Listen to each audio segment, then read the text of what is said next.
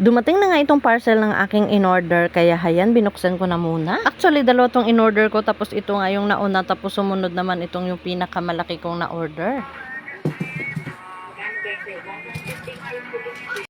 O diba may pagganyan-ganyan pa? Kasi nga nakikita ko ito sa ibang mga content creator na kapag nagbukas sila ng kanilang mga parcel ay may pagganyan-ganyan pa silang effect. Tuwang-tuwa nga ako nung dumating ito, pero nung nabuksan ko na parang nadismaya ako kasi maliliit lang pala siya na box. Sa shop kasi na in-orderan ko ay parang malalaki naman siya tingnan, pero pagdating dito sa personal parang hindi ko alam, basta parang nadismaya ako kasi lalo na yung kinabit ko yan mga mare, maliliit lang talaga yung mapaglagyan. Pero dahil nandito na nga siya, wala na nga akong magawa, kundi tinuloy ko na lang talaga yung pagkabit nito. Tapos nagkamali pa ako ng kabit, buti na lang isang hilera lang, tapos pinabaklas ko na nga nito sa aking jusawa, kaya hayan medyo nahirapan kasi talagang dikit na dikit siya or talagang nakalak siya. So hayan na nga, kinabit ko na nga yung pinakatalikod niya or pinakalikod niya, madali lang din naman siyang ikabit kasi may pattern naman siyang paggagayahan. Pero ako hindi ko tiningnan, kaya ayan ang nangyari, naghirap-hirap akong magkabit yan. Kaya imbis yung likod na yan mga mari is kasabayan doon sa isa, ayan nahuli tuloy siya, tas buti na lang plastic yan, kaya parang nabibinat-binat siya. Tapos yan yung last kong kinabit, yung drawer niya, tapos yung pinakapintuan at hawakan ng drawer, kaya hayan. O diba ang liit lang niya, kala ko kasi medyo malalapad yan. Or baka kasi nagkamali lang ako ng pindot, kaya hayan ang dumating. Dahil marami namang sizes doon na pipilian, pero yan siguro yung napindot ko. Paano ba naman kasi mga mari, wala talaga akong idea sa mga sizes na yan. So may idea na ba kayo kung saan ko ilalagay yan? At dito ko nga ilagay dito sa aming salamin, tingnan nyo naman ang itsura, napakagulo. Kaya ang una ko nga ginawa ay tinanggal ko na muna ito isa-isa. Tapos ang sunod ko nga ginawa ay tinanggal ko na rin itong kulay white na ito kasi napakadumi na yan dyan sa likod. At hindi nga ako nagkamali, tingnan nyo naman ang itsura at ang alikabok.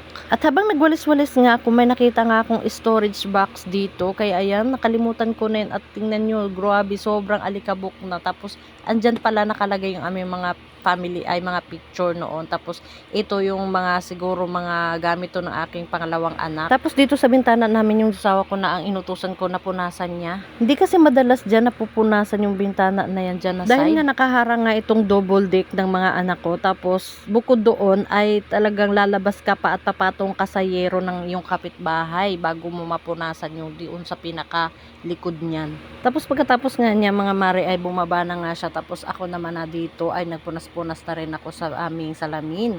Kasi nabalutan na talaga siya ng alikabok. Tapos dito sa baba pinunasan ko na rin siya. At binuhat ko na nga itong double deck kasi yung aming linoleum ay parang naipit siya ng paan niyang double deck na yan. Tapos ayan ang naipon kong alikabok, napakadami. Ako kasi magpunas-punas mga mari ay dinodoble-doble ko. So unang punas, tapos ito nga yung pangalawa kong punas. Pagkatapos ko nga ang ginawa ko ay tinanggal ko na nga ito isa-isa yung nakalagay dito. Gusto ko kasi pagdating dito din ay organize siya, kaya hayan. May mga tinapon na nga ako dyan mga mari kasi talagang yung iba sira-sira tulad nung green na binuhat ko, sira-sira na rin yun. Tapos may mga buti na ng lotion, may mga buti na ng mga pabango na wala na rin namang laman, kaya hayan, nagsakto din na naglinis na ako, kaya pinagtatapon ko na nga ito. At nung natanggal na nga lahat dyan ay pinunasan ko na rin ito kasi nga may ilalagay ko dyan yung storage din na yung mga kulay white na in-order ko yung una kong binuksan sa parcel. Para pag nailagay na yun ay hindi magulo yung aming mga makeup, aming mga lotion, aming kung ano-ano yung mga ano namin sa mukha namin.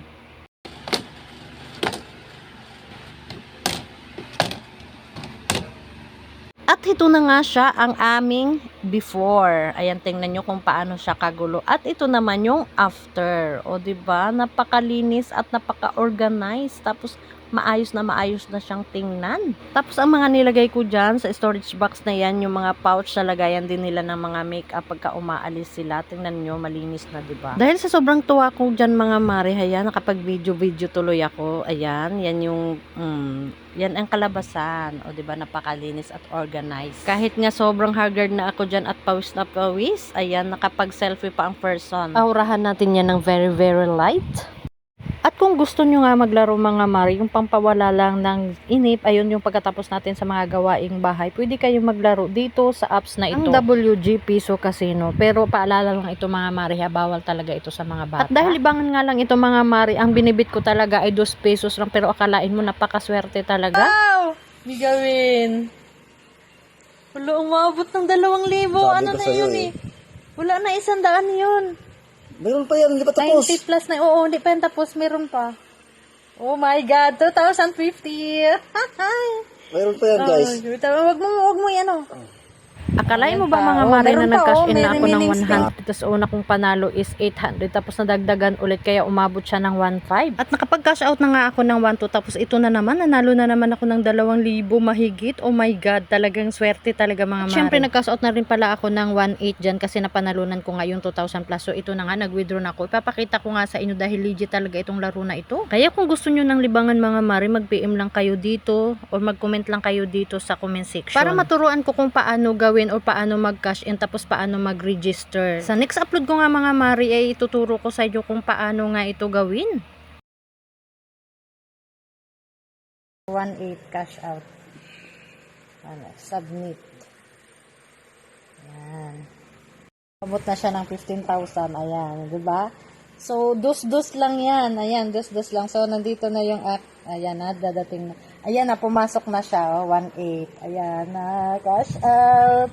Tapos kanina, 1 to. Tapos kanina yung 1 to. Ayan,